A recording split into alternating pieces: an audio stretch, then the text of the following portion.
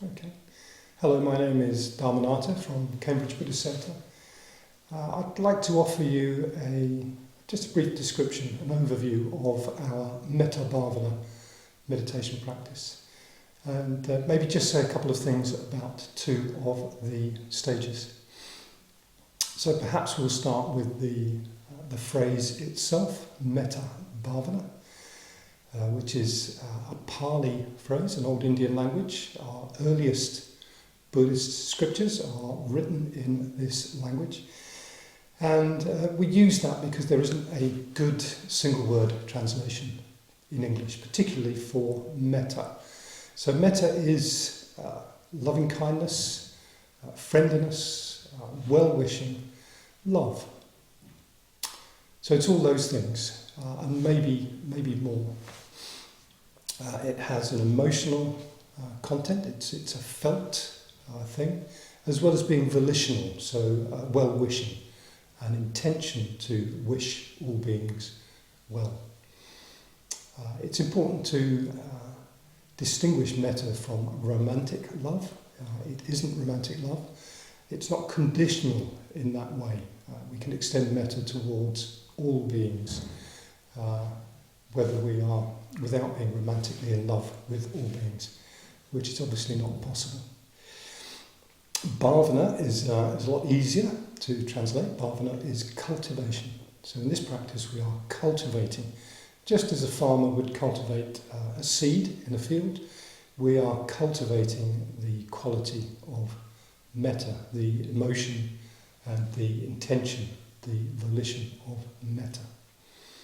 The practice is done in 5 stages traditionally, and in these stages we cultivate metta towards ourselves first, then a good friend, then what we call the neutral person. This is somebody that we have no strong feelings towards either positively or negatively. They're just somewhere in the middle of our regard, as it were. And the next stage is the difficult person, or the person with whom we have a difficulty of some sort. Sometimes called the enemy, rather strong language. And then in the 5th stage, we cultivate metta towards all beings. We extend out to include all beings in this field of metta, of well-wishing that we have generated. I want to say a little something about 2 of the stages. So the friend, we need to pick a friend.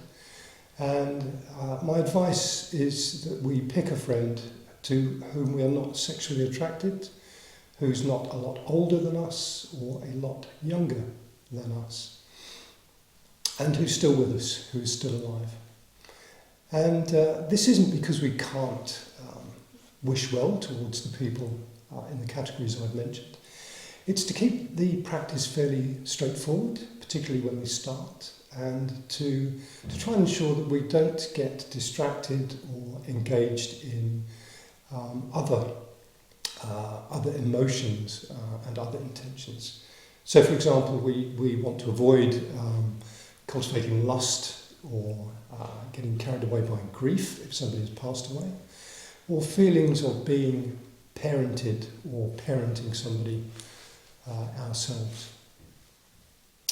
The 4th stage, the person where there is some sort of difficulty in our relationships, we may find that we pick somebody who's just too strong in terms of our feelings towards them. So if we have a great antipathy, maybe bordering on a hatred for somebody, we will probably find that when we try and cultivate metta, we'll find that we're actually engaged in ill-wishing, ill will towards that person.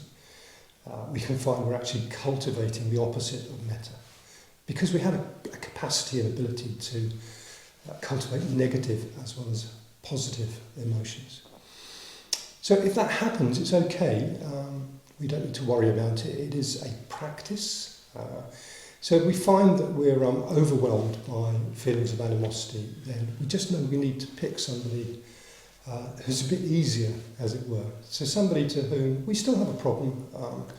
There's still some grit in our relationship, but we can acknowledge that and at the same time cultivate metta. So you may have to play about with this in terms of this particular person. And just go with your feelings. So I hope that's may have clarified things for some of you, and that your practice goes well. Please be aware that we are now mostly back at the centre teaching in person. So if you're able to come along, then if you have any questions about this practice or any of our other practices, then please just come along and have a chat with us, and we'll do our best to help. Thank you.